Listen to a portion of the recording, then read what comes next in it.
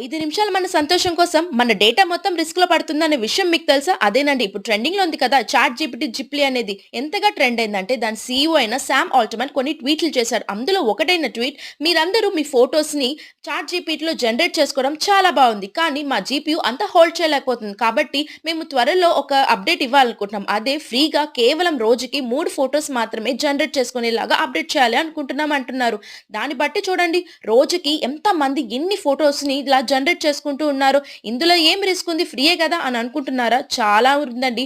అదే ఈ ఓపెన్ ఏఐలో ఒక ప్రైవసీ పాలిసీ ఉంది. మన పర్సనల్ డేటా మొత్తం అది సేవ్ చేసుకుంటుంది. డిలీట్ కూడా చేయదు. అంటే మనం ఫోటో అప్‌లోడ్ చేసేటప్పుడు ఇచ్చే డేటా మొత్తం సేవ్ చేసుకుంటుంది. దానివల్ల ఎన్ని మిస్‌యూజెస్ జరుగుతాయి, హ్యాకింగ్ జరుగుతది. మన వేరే ఐడీస్ కోసం మన ఫోటోస్‌ని కూడా ఉపయోగించుకునే అవకాశాలున్నాయి. దీన్ని బట్టి మీరందరూ చాలా జాగ్రత్తగా ఉండండి. అంత ఈజీగా ఏది వాడేయకండి. సో, దీని గురించి మీరేమంటున్నారో కామెంట్ చేసేయండి. మరెన్నో అప్డేట్స్ కోసం ఛానెల్‌ని లైక్, షేర్, సబ్స్క్రైబ్.